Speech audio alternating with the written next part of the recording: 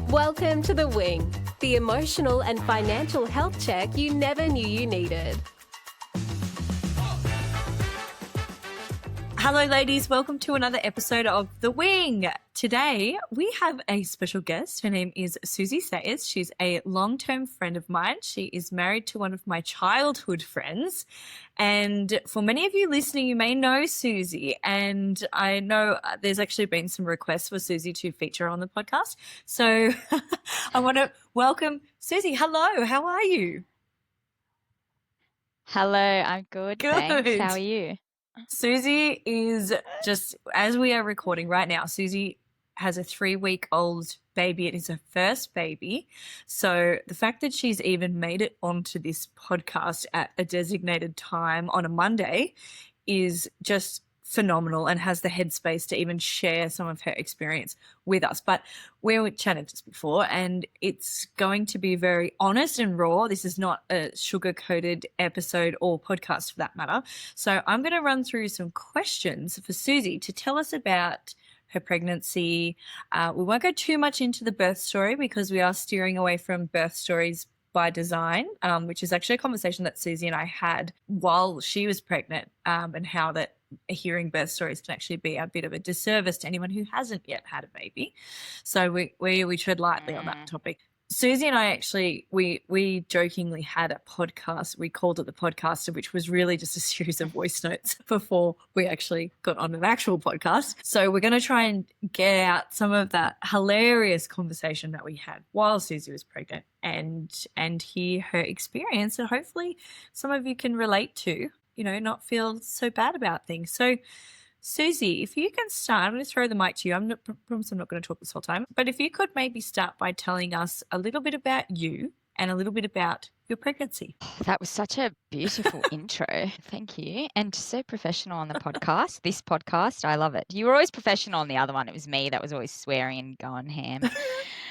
Dave was like, oh, thank God there's an editor, because you would just, you know, and I'm like, yes, I agree, Tay. So a little bit about my pregnancy. I found out I was pregnant after going to emergency with some crazy pain, like I was dying. And they took me in and they thought I was having an ectopic pregnancy. And by that time, I had been trying for 3 weeks. So I was like, I'm not pregnant. And they were like, this sounds like an ectopic pregnancy. They took me in and then they did all of these tests and they came back and they were like, oh, really good news. It's not an ectopic pregnancy.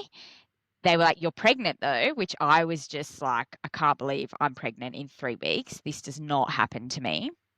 Like, I just felt really lucky because you obviously hear about so many people struggling. So at that point, I felt really blessed. And the whole way through, I felt really blessed. But then they were like, you have kidney stones. And then that just kind of snowballed into having to have an operation to put in a stent in my kidney. It had to be filtered out because it was really swollen. One of the kidney stones is actually blocking my urethra tube, which is the tube that comes down to your bladder and basically relieves your body of waste. Yeah, so I found out I was pregnant, stayed in hospital, had to get this stent put in, and then in the interim got like a big blood infection. So that was really scary. Like at that point I was like finding out I had kidney stones, getting a big infection, I was pregnant, and they were telling me it's quite possible the pregnancy won't continue to be viable. So that was the beginning of my pregnancy, and I reckon it was probably quite downhill from there.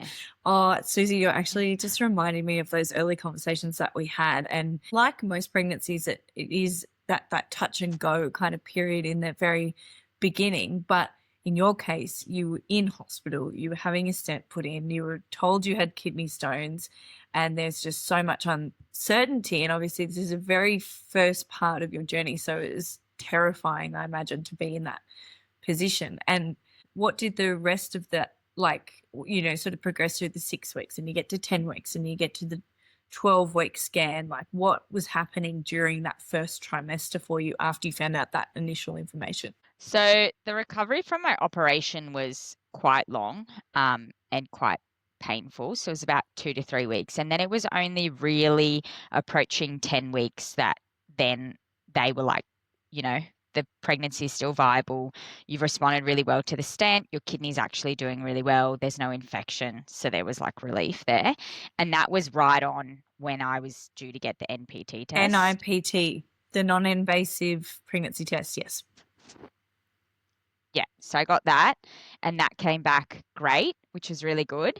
Yeah, and then we approached the 12-week scan and yeah, that's when I saw the baby and yeah, then that was just like relief. Or so I thought. Like I thought once you got to 12 weeks, you're good to go.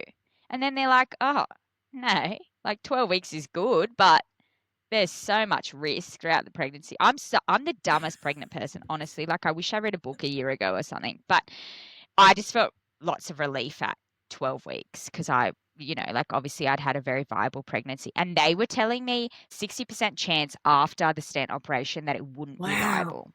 So, there was more percentage of it not being viable than there was. And I just remember thinking, oh my God, like, I can't believe I'm pregnant. And like this, like, because kidney stones don't seem like a big deal. Do you know what I mean? Like, it wasn't like they were telling me I had stage 4 cancer. When people hear about kidney stones, they're kind of like, oh yeah, kidney stones are painful and, people pass them and whatever. But it is such a complication during pregnancy. Like I had absolutely no idea how complicated it Absolutely. would And get for me. with the kidney stones as well, like, and we did discuss this, but like it is something that is not as commonly seen in young, otherwise healthy women. It's something that's maybe in a generation above us that's not someone who's not pregnant that's actually going through that. So with the kidney stones and what ended up happening, so I've said the stent put in so that things could start flowing and, moving through the system better. But then with the kidney stones themselves, where did they go? What actually happened to them? Oh, they're still there. I still have them and I still have the Yes. stent in. But essentially, a stent is meant to stay in for 9 to 12 weeks. So having a stent in my entire pregnancy has been really, really risky.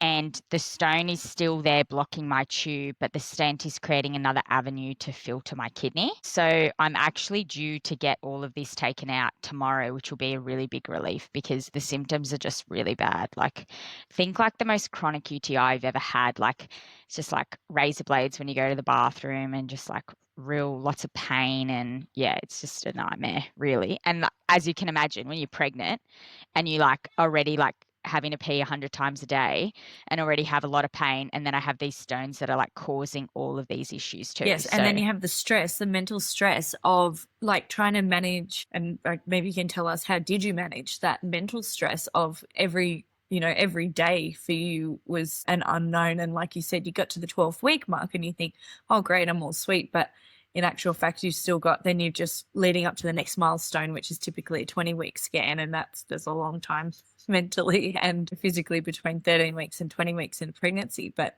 how are you managing that mental stress throughout that period? I think if I said I was, oh, there's my baby. It's okay. I knew it. I was like, you're not going to let me do this pod, are you? It's all right. I'm going to rock you because You you like take to your be rocked. time. She just, God, she just loves to be the center of attention. It's just like 1 hour that I needed to be on the pod, mate. Oh, manage is such a nice word for you to use. I do not think I manage whatsoever. It was so funny in the beginning when I was just like mentally like, how am I going to do this? I was like, all right, I journaled, I did breathing, I went walking, I did meditating, I did mindfulness. And then I had a breakdown today because I was like, my wellness program every day that I put myself through is stressing me out. I've got too much going on. I don't have time for the breathing. I don't have time for the meditation. And then I was having to do a meditation about how much meditation I needed. Like I was just not coping whatsoever, as you know. And then the way that I'd cope would be to send you a voice note and be like, I'm not coping. I'm leaving the country. I'm divorcing my husband. I'm quitting my job. Oh God. So yes, I did not I did not cope at all. At all. And then the hospital was kind of like, are you coping? Like you should go see a social worker. I was like, I'm not coping. So naturally I waited 5 weeks through the public system for their social Wow. worker. And then she kind of got in front of me and was like, so how do you feel? And I was like, this isn't gonna work. It was like 5 minutes into the session. I was like, I can't see you anymore. You're annoying me already. It's been 5 minutes. So, yeah, the way that I coped with it was basically, poor Tay. I just talked Tay up the wall about my feelings. And basically, the conversations were like, I'm so anxious, but I don't know why. I'm so stressed, but I don't know why. But yeah, like that's kind of how I coped with it. I didn't really cope. It was a slow, slow burn. Someone like I know that you see a psychologist and talk to a psychologist regularly, and so do I, and that's something I've spoken about openly on this as well. But going from, you know, having the headspace to commit to one of those appointments with a mental health professional to actually talk through it, like that's like booking the appointment is one thing, but then actually turning up to the appointment and being in the right headspace to clearly articulate exactly how you're feeling or what you're struggling with is sometimes the hardest part, because they're going to just ask you open-ended So true. questions that you can't necessarily answer, and you're already frustrated and you already feel like I don't have time for this, like just get to the point, I need to fix this problem but I don't know how, and then you just are flustered and it just can become counterproductive, like you said, and you just kind of want to leave. And I don't know if this happens to you, but I swear I book an appointment and then in the lead up to the appointment, I'm like, oh, I need the appointment. On the day of the appointment, I'm like, this is the best day I've had in a while. Then I go chat to the psychologist. I'm like, how was your weekend? And then day after, I'm like, I need to book in again. Like, I just feel so bad. And then she's on leave or something. And I'm like, God damn it. Why does this always happen? Ugh. So sometimes I'm just like, I'm not going because I'm going to feel good that day. Oh, I can totally God. relate, because like, yeah, because you're feeling like you're booking the appointment and you're like, I need the appointment, and you get it. Great, I've got that. It's almost like it is sort of probably your mind playing a bit of a trick on you, like I've solved that problem. Yeah, it's Yeah, a placebo effect. And then you get to the day and you're like, Yep. yeah, I'm actually fine. I can't really remember what I wanted to talk about. And you get to the appointment. I mean, I obviously make notes, and I'm sure you make notes as well to go in there, because, you know, on the day you're going to feel $100 and be like, great, let's, you know, I don't need to cover much. But yeah, it's just it's a cycle, right? It can be really difficult. I think also the thing that like kept me mentally sane, I have to admit, was Tay. Like I was just ridiculous. I knew I was ridiculous. I'd cry about the dumbest things. Like I'd cry about my food not being hot, and Tay would just be like, yeah, like I can totally understand why that would make you upset. And he was probably thinking, what the hell is wrong with this chick? So, like, honestly, I reckon that kept me sane, because if he would be like, oh, you're acting crazy, whoa, things would have been so different. I would have been on the news for like burning down my house or something drastic. But he kept me sane by validating my feelings when they weren't valid at all. Like, honestly, things would just set me off, Katie. Like, I'd make a meal and then I'd take it off the stove and go do something for 5 minutes, come back, be like, the food is hot. I've ruined the meal. I'm so upset. And this is my grandma's recipe. And I'd just cry. And then I'd be like, now I've got to put in the microwave and the quality, it's just not the best. And Tay would be like, look, I understand this is really hard for you. It's okay. We'll get through it together. And I was like, how am I meant to raise a child if I can't even cook a frittata? So yeah, like honestly, like is honestly like Tay just literally putting up with my shit. And then every once in a while we'd send memes of like crazy pregnant women and be like, haha, me, like when I wasn't being crazy, which was for a hot minute. But yeah, now we laugh about it because we're like, ha ha ha. Oh, But yeah, at the time he must have just been like, whoa. I truly agree with you. And, you know, having a supportive partner is so important. And I think Tay and Jake are very similar in the way that they're very calm. They have a very sort of peaceful demeanor about them most of the time, and they're there to sort of just sit back and watch and be like, yeah, wow, okie dokie, so we're gonna have a tantrum about a cold frittata today. Alrighty, I can heat it up for you if you need me to, or is there something else you'd like me to make? I know.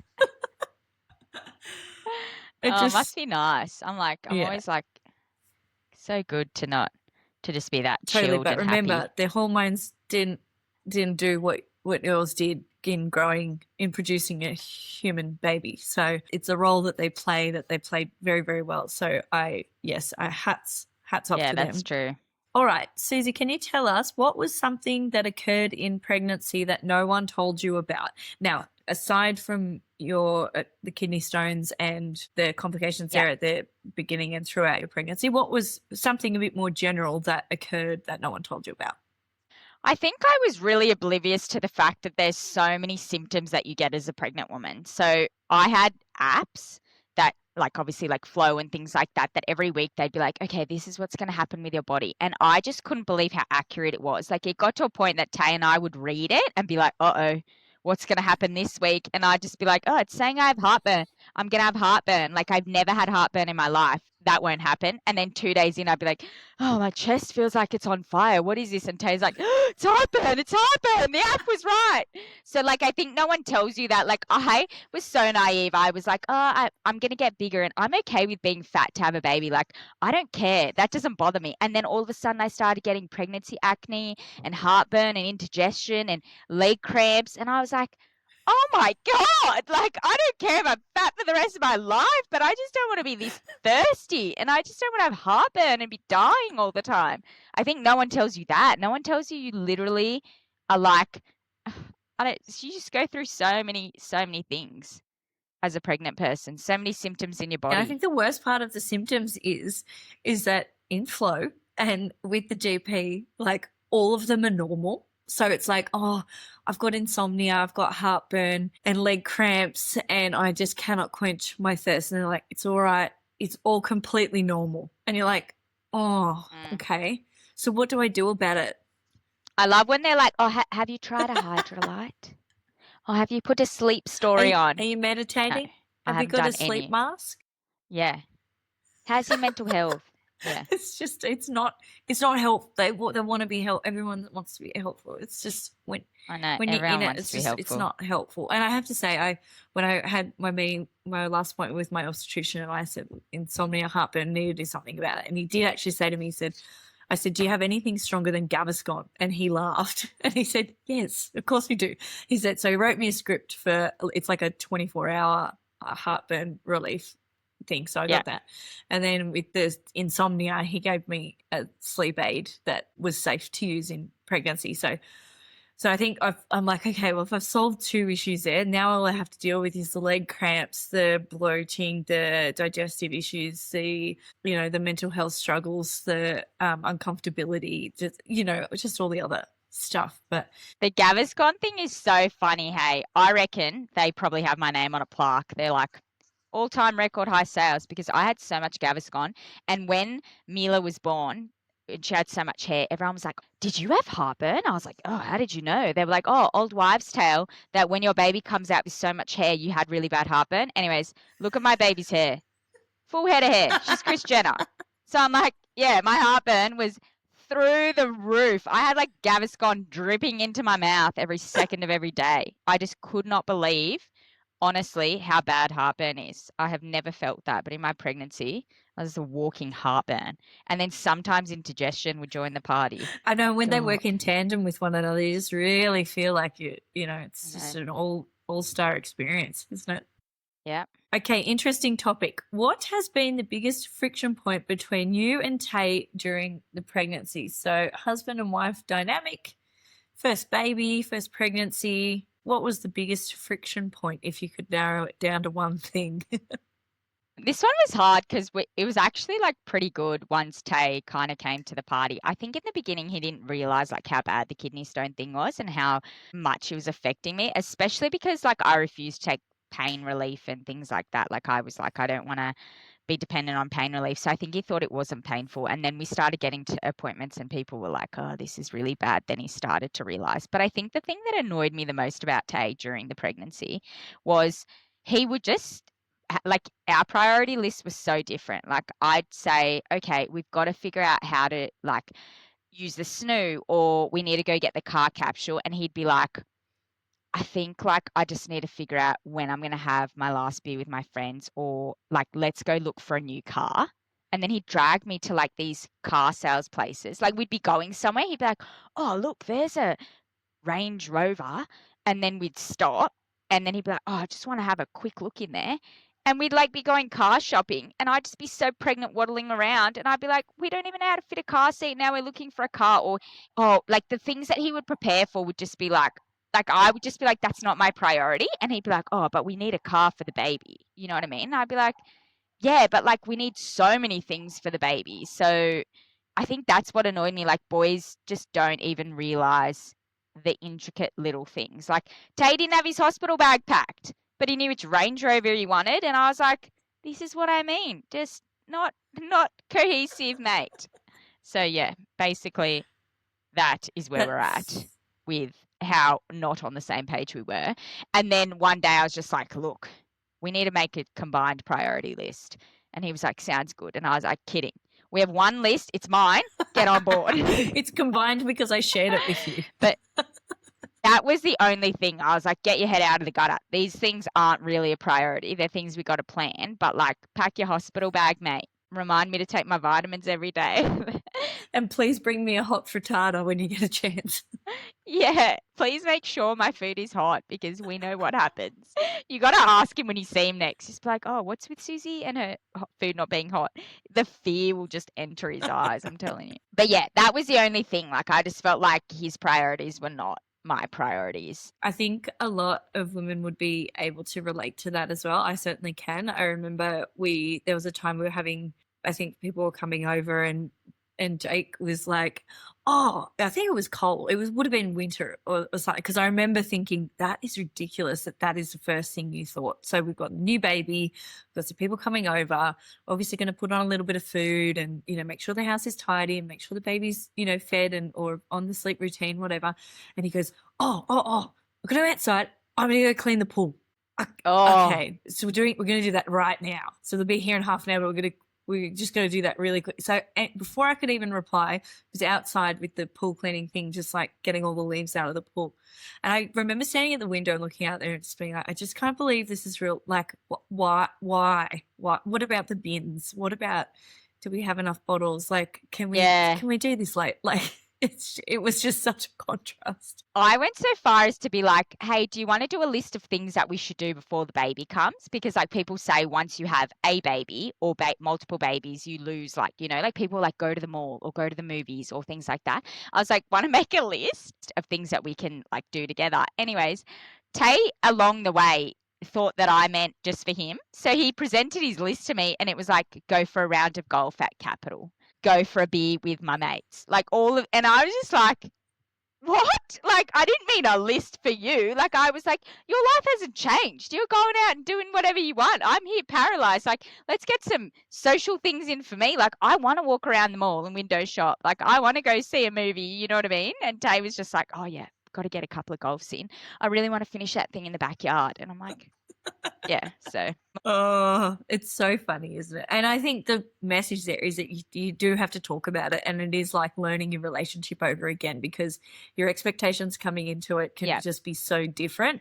And when you get married, you're already aligned on most people would usually be aligned on most things at that juncture in their life, and not a lot changes when you get married. Typically you sign the papers and you have the day and you go ahead and you're married. But when there's a baby coming, it's a third entity that you need to both be on the same page with, and what that looks like can be really different. So yes, I think talking about it is the key thing there, and making lists. I'm a big fan of lists. Yeah. Now, Sure. Suzy, what have you found to be the most therapeutic things during pregnancy? This one, I had to say this because it is just too funny. And when I tell people, they just cannot believe this story. I didn't really find anything therapeutic, but I did have this really good friend, Katey, who told me that having a bath would make me feel really, really good. And I have a really nice bath at my house, like new build. I was like, you were like, yeah, put some oils in there, some bubble bath. Like I do it in the middle of the night. It's so good. And one day I was having the worst day and I was like, this is the day that I trial the bath. So as you know, I trialed the bath. I did the bubble bath. I put these really nice salts in. Like my body was so sore, my back was so sore. And I had this meeting at work and I didn't have to speak on the meeting. It was just like a listen meeting. It was an hour and a half. And I was like, that's a bath time. So set up the meeting, set up the bath, and I get into the bath and I have this caddy and I put my laptop there and it was fine. Like the laptop was sitting there for 5 minutes. And I got in the bath and I think it was like 60 seconds And I just watched I didn't touch the caddy. I just watched the caddy just cave in and my work laptop just fall into the bath. My reaction time was so slow. I was in shock. I think I sat in the bath with the laptop just in the bath for like 20 minutes. And then I called Tay and he couldn't even understand me. I was just like, and he was just like, what is going on? Anyways, he had to come home from work. I think I was still in the bath when he got home from work. I'd taken the laptop out and it was gushing out water. Like, when they're like, oh, you drop your phone, put it in some rice. No amount of rice fields could have mopped up this water.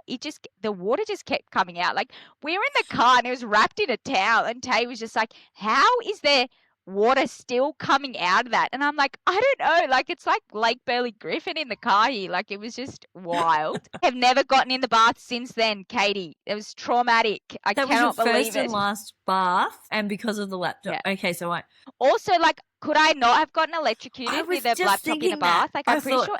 20 minutes sitting Yeah. in the bath with a laptop, surely that's Yeah, I've probably got cancer by it's now. I just couldn't up even there get out.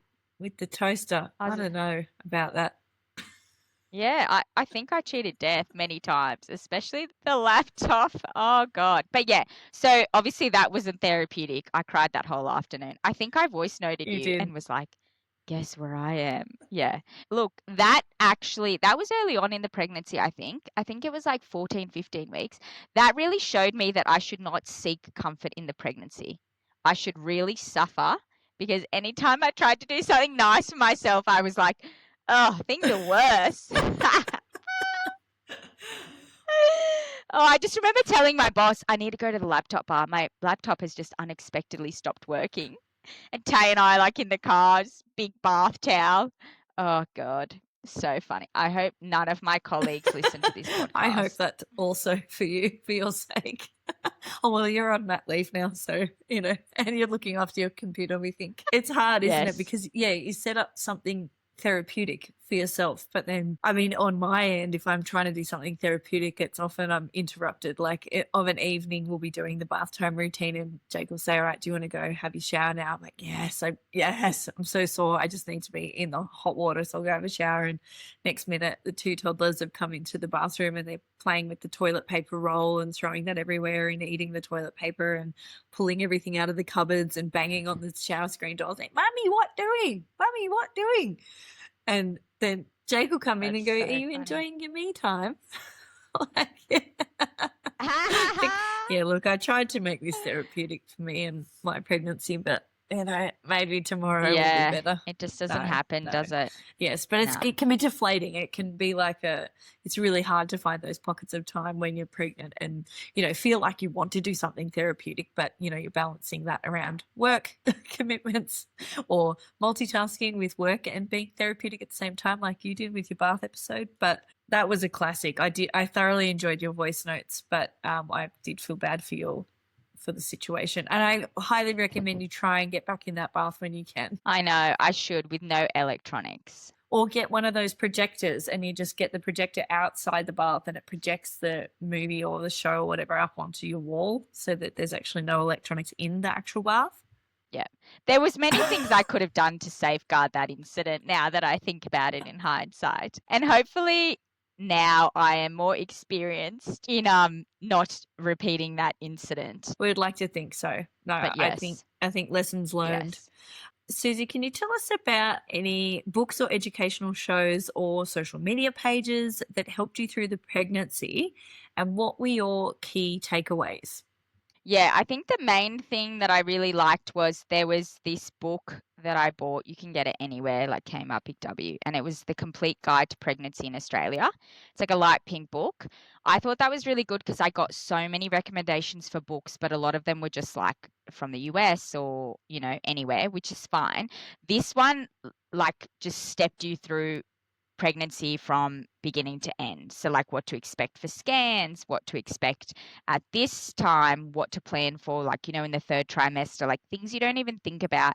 A lot of the stuff actually was stuff that you talked to me about. Like you were like, oh, have you thought about visitors or have you thought about this or that? And had I not heard that from you, actively, because we were talking actively, and I didn't have this book, I wouldn't have known any of it. So that's my biggest recommendation for anyone that's first time pregnant person, because it really tells you what to expect with your scans in this country. It even tells you how much the rebate is. Like, it's very informative. I thought that was really good. And then it covers off on, like, if you're getting heartburn, what that means and why, and things like that. That was probably the most helpful resource. I did listen to Kick podcast. I don't know if you know Stephanie Claire Smith. She does a podcast, and she was pregnant at the time I was pregnant. There was like there were some episodes that were really good where, she did like some Q&As and things like that on her pregnancy. So I found that really good. And then Yellowstone. I'd never watched it before. I really ripped into that in my pregnancy. And yeah, that was a really good resource. So if you haven't watched Yellowstone and you're pregnant, it's 5 seasons, and that'll really put a dent in the pregnancy for you. Make that time go quicker between reading the books and listening to the podcasts and watching Yellowstone. Yes, I can certainly see it kind of makes time go quicker. Yeah. I love it. So to continue on, Suzy, on a bit of your, I guess, the nervous part of your journey, what were you most nervous about once the baby arrived? Like before you had her, what was the number one thing that you were the most nervous about? Take out the birth, just arrived, you get home, what was it? God, the list is endless. I think we went to a birthing class and they talked about, is it REDS?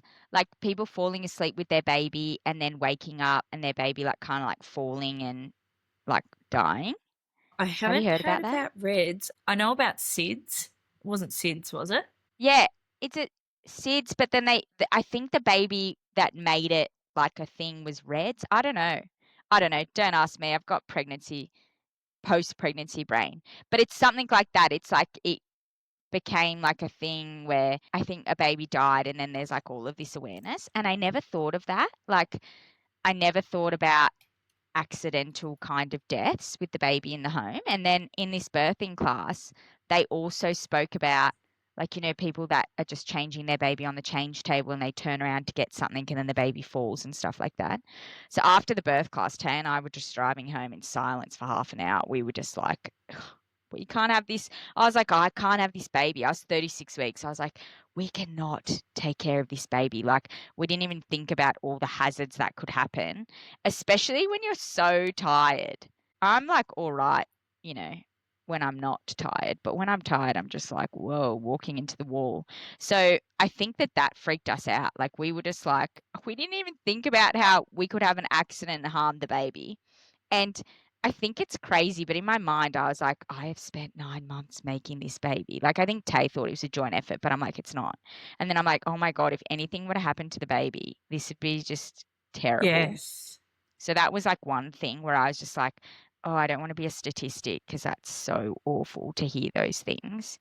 Absolutely. Really sad. The SIDS warnings for us, like, I can completely relate to that as well. Like, you have your baby typically in your bassinet. Well, we had baby in the bassinet next to our bed or next to me for quite some time, until I was comfortable enough to understand, her sleeping patterns and understand different sounds and what they mean. And there's a thing actually that I won't go into it today, but it's called parasomnia.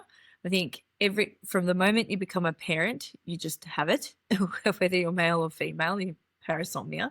So it's not full on insomnia where you're like completely awake from, 2 till 5 in the morning, for example, like what happens a lot of the time during pregnancy. Parasomnia is where you're kind of, it's like a twilight sleep, but you're sleeping, but you're always listening out for your baby. And even when your baby is sleeping, there's a long period of time where you're sort of like, is that a noise? This would even apply for parents with teenage kids. Like, oh, is that the garage door opening? Oh, was that the keys? Oh, is that them? Oh, we're being robbed. Like, oh, is that my phone going off telling me that they're home? Like, that just kind of constant innate worry. And then, when you read about it and you know that you're coming up to the stage where you do need to be the primary carer for your child, that there are all these other risks now in the world that you just don't want to become a statistic of. It's a really scary kind of an overwhelming thing.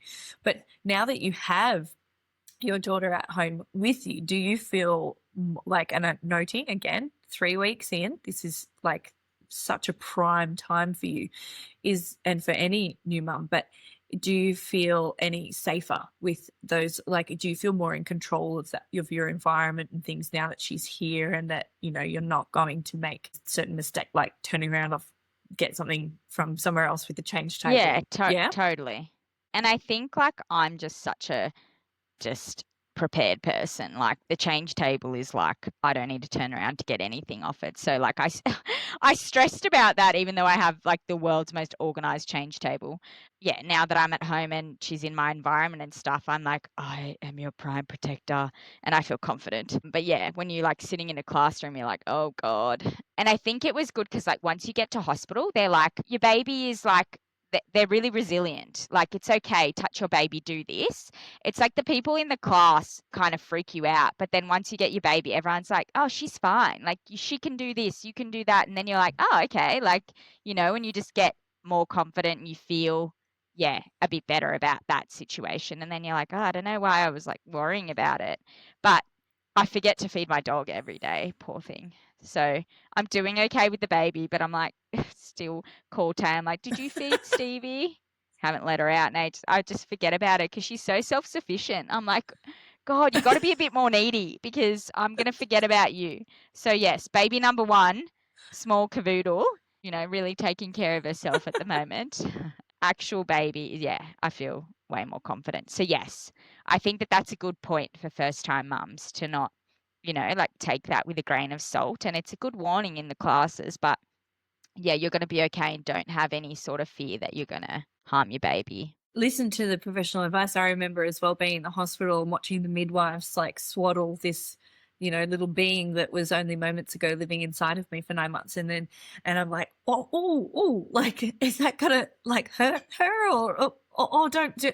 But the how versatile a baby actually, within reason, obviously, and these are trained professionals that are teaching you these things. That there's worry before because it's an experience you haven't yet encountered, so you don't know how it's going to be, and it can be very overwhelming. But trying to go back into the day to day and just only, you know, control what you can control today and educate yourself, like you said, you know, go to the birthing classes, learn all of the things, but, you know, try and bring it back to, you know, isolate that information and then pull it out of your hat when you need to think about it again when the baby's actually here and home. Totally. Now, this is you did mention this before, we're talking about visitors, and it was something I had asked you about on our voice note extravaganza. So did you end up establishing some boundaries prior to the birth for visitors? And if so, what were they? And how is it going? I mean, it's been 3 weeks. So, you know, I know that you've had to get a lot of people through in a short amount of time, but tell us about your visiting boundaries. So Tay and I had actually talked about how we were going to have a conversation about this, and we were going to have it the day after my birthday because we were going to dinner on the night of my birthday. As in, we were going to go away. Like, we talked to, like, my psychologist talked about it. I'd read a lot about it in books and stuff, and so I talked to Tay and been like, you know, write down the people that are really important to you and like what your expectations are in terms of people staying, and then we'll come together and discuss it.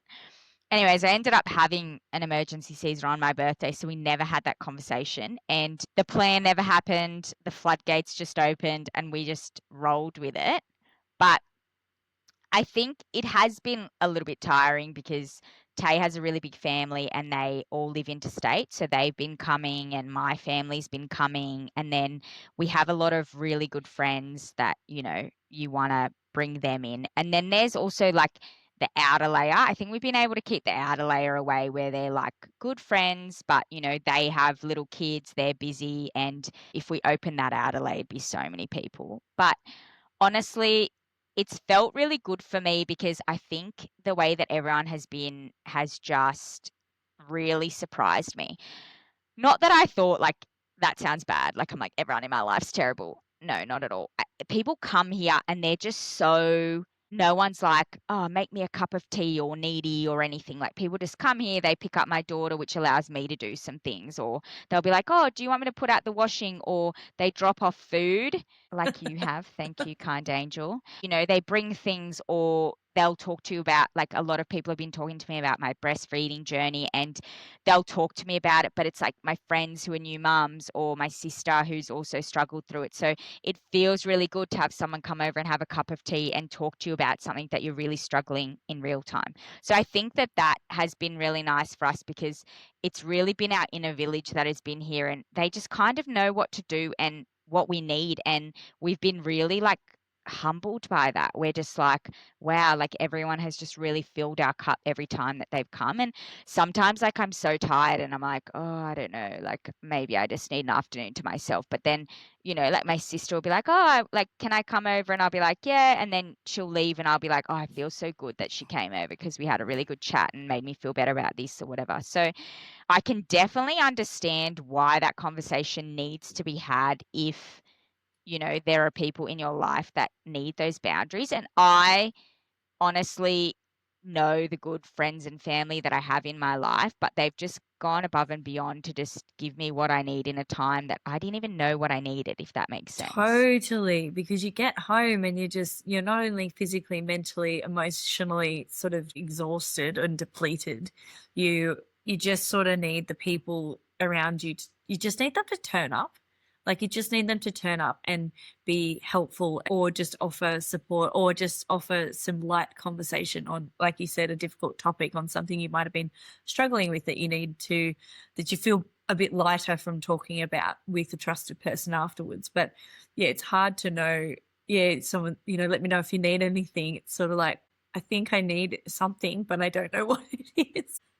Yeah, well, that's the thing. Like, I think people text me that, right? They'll be like, oh, we're coming over. Let us know if, like, you need anything. And I'll be like, oh, no, we don't need anything. But then when they come, they're like, oh, I made you a lasagna and I brought you these nipple shields for your cracked nipples. And then you're just like, oh, wow. Like, I didn't even know I needed these cracked nipple shields. Like, I didn't even know they existed. Do you know what I mean? Or like, God, this is the best lasagna I've ever eaten in my life. Like, yeah, so things like that people just know. And I think it's because I'm one of the last people to have a baby. Everyone in, like, all my friends have had babies and stuff. And so I think it just elevates you. Like, I'm just like, wow, now I just know what it's like and what people genuinely need from you in that Yeah, it's time. crazy. And it's especially helpful to lean on, the women around you that are friends and family that have been through it before, because we love to information share. We're doing it right now.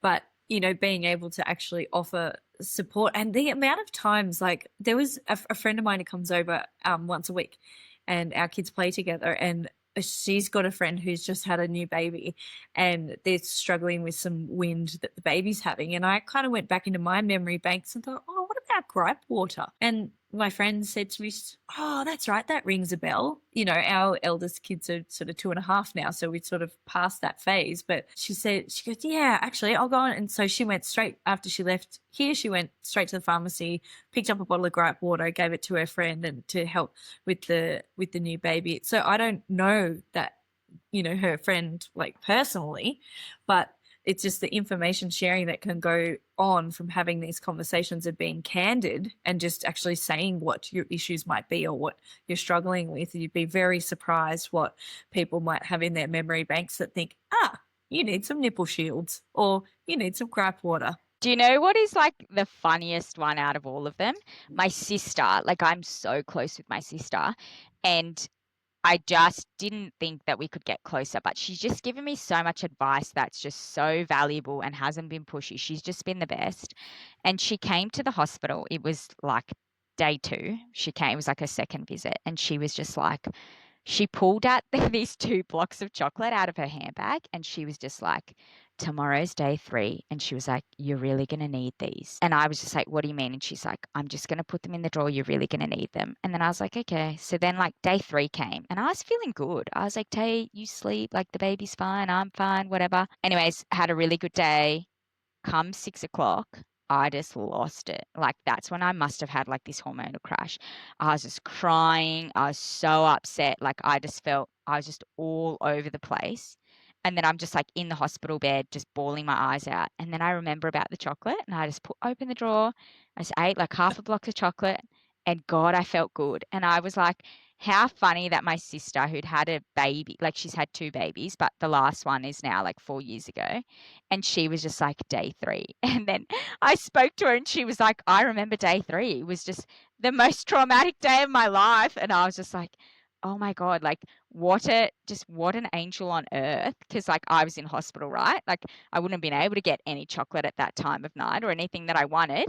And there she was with my favorite Whittaker's coconut chocolate. And I just sat in the bed just crying and eating the chocolate. It just fixed me right up. So yeah, like people just doing those kinds of things and remembering, yeah, This so one, good. the Whittaker's so West Coast good. buttermilk caramelized white chocolate that you've given to me Yeah, twice. she got me one of them and she got me the coconut. Yeah. Oh, it's just delicious. But I was just like, how did like those kinds of things that you like, and it's funny how like people know. And I was just fine on day 3. I was like, I might beat this statistic, but sure enough, I did not. Nurse came in, I was crying, chocolate all over my mouth. I was like, give me a minute.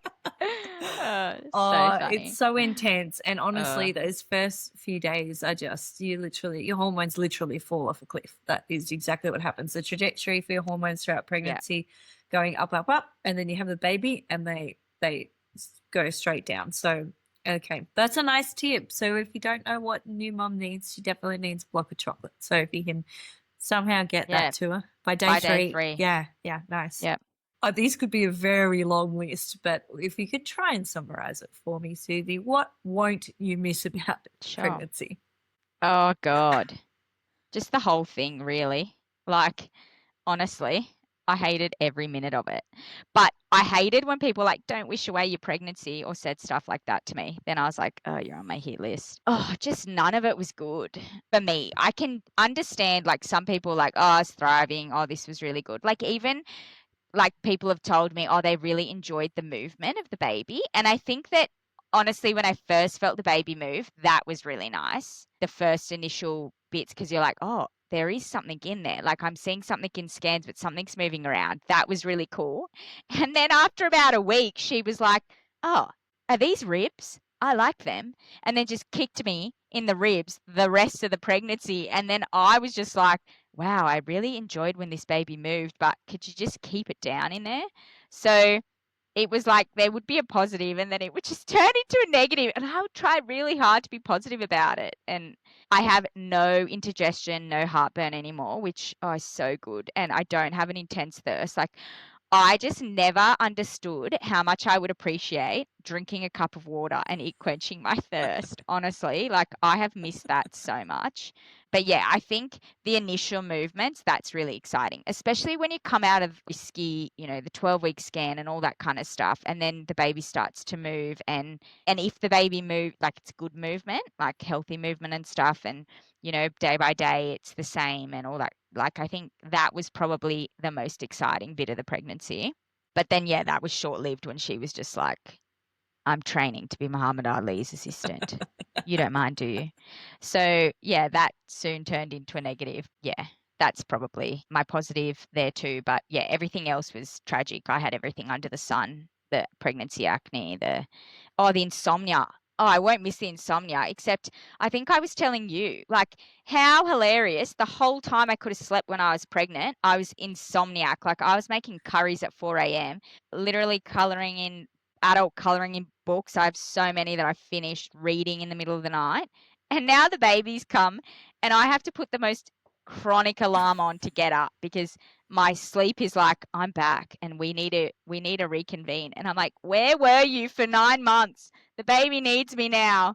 And I'm just the best sleeper at the moment. In the times that I get, I'm honestly out like a light. Like, oh, it's so just that's what's really annoyed me. Like I'm like the pregnancy insomnia. So it's such a challenge. And I know as well in your pregnancy, and this has only just happened to me recently, but with the iron deficiency and how you had the iron infusion, which I too had just only a week ago. And I'm on day 6. And you said from days sort of 4 to 6 is when you start to see a bit of an improvement, which I can definitely vouch for.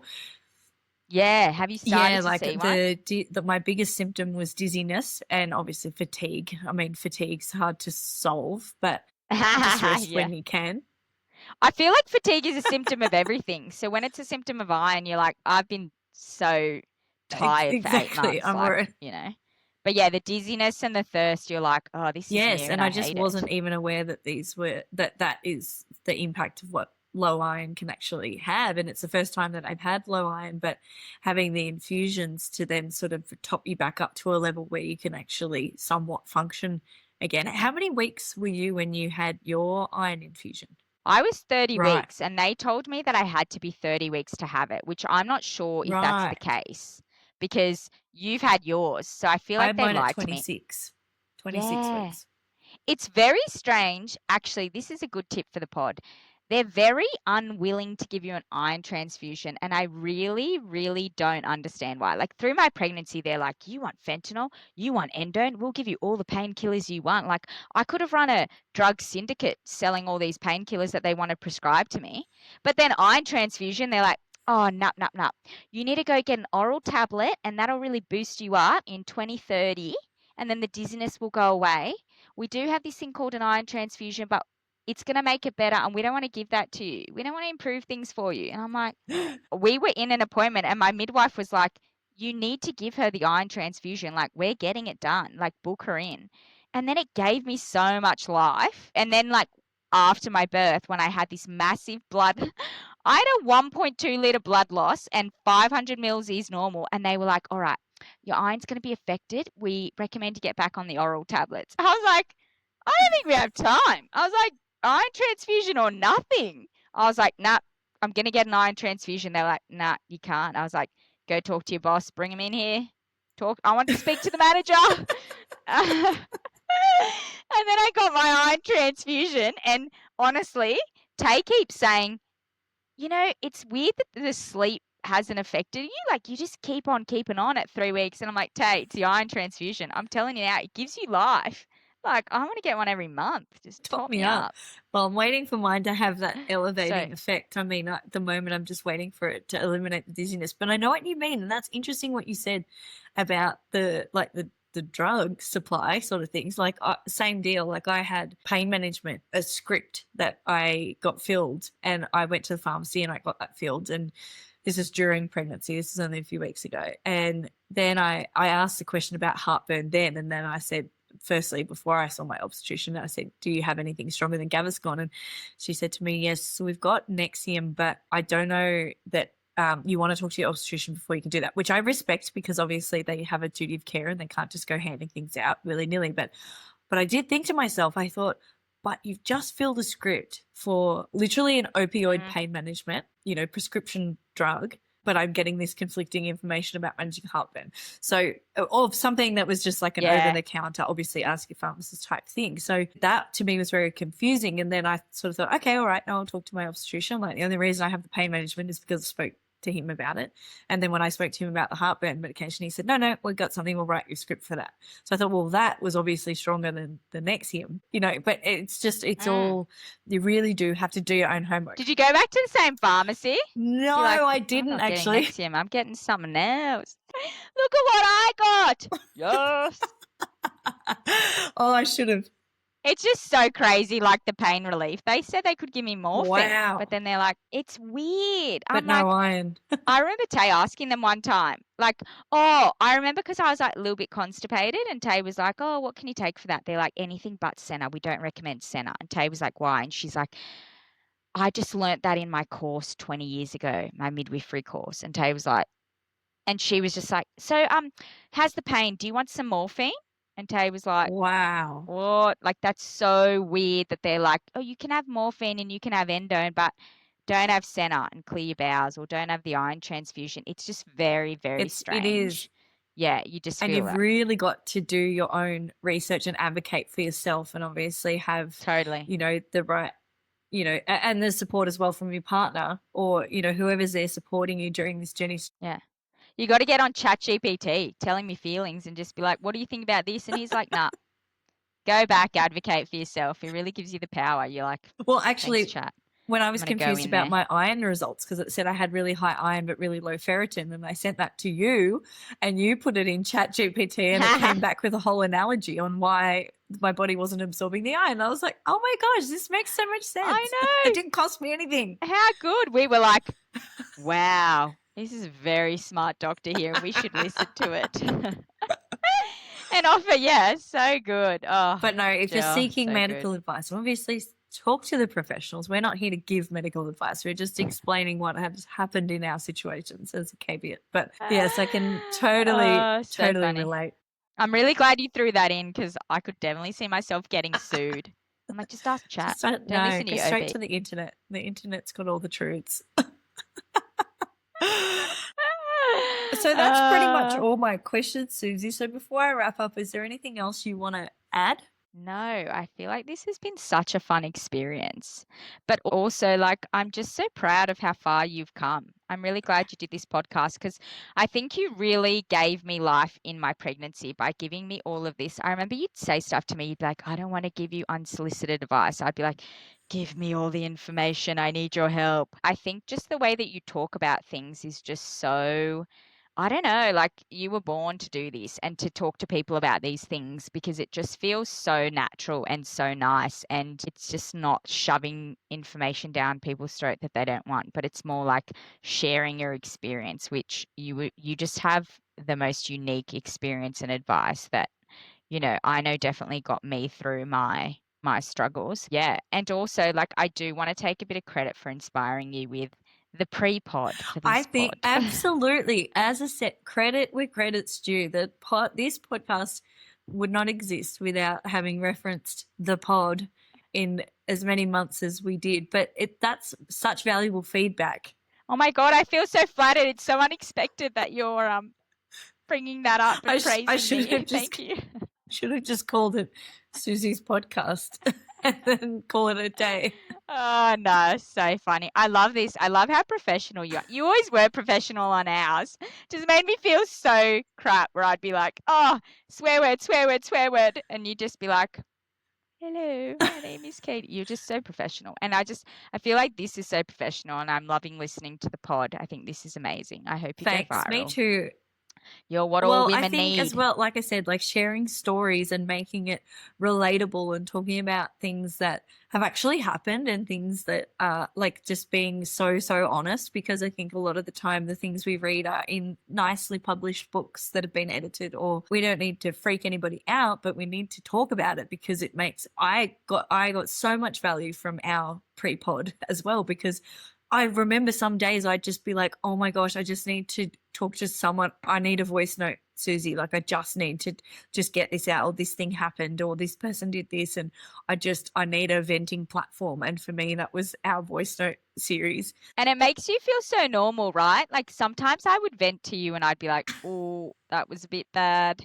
But then like a couple of days later, you just be like, here's a photo of me crying and eating dessert. This happened. And I was like, then I'd like be like, oh, Katey, it's just your hormones. And then I'd turn on it's going to be okay. I had my meltdown 2 days before and you were like talking to me and then we'd flip it and we'd be like, this is very normal. Don't worry. It's just the hormones. It's so funny how it's just like you're either having a meltdown or you're consoling someone for a meltdown, but it does make you feel normal. It does. Like it really does. Validated so much for me, because I thought, even just asking someone like, I'm not sure if this has ever happened to you, and 9 times out of 10, whoever you're talking to is probably going to be like, oh my God, yes, that happened to me. Or, like there's always something that we're not that dissimilar from one another, especially on the journey of pregnancy through to motherhood. I think that 100%. whole experience there's so many similarities no matter who you talk to. So I'm glad we can bring it to life. Yeah. Well, just a huge thank you to Suzy for featuring on the Wing podcast and for being so open to chatting so candidly about your pregnancy journey, and also speaking with me throughout your entire pregnancy journey and trusting me with your information. Ladies, I hope you got something valuable out of, or many valuable things out of this podcast. And if you did, please share it with anybody you think might need a laugh and a listen. Please subscribe and follow us on Instagram and listen on your favorite listening station. And we'll see you on the next episode of The Wing. Thank you. Thanks. Bye.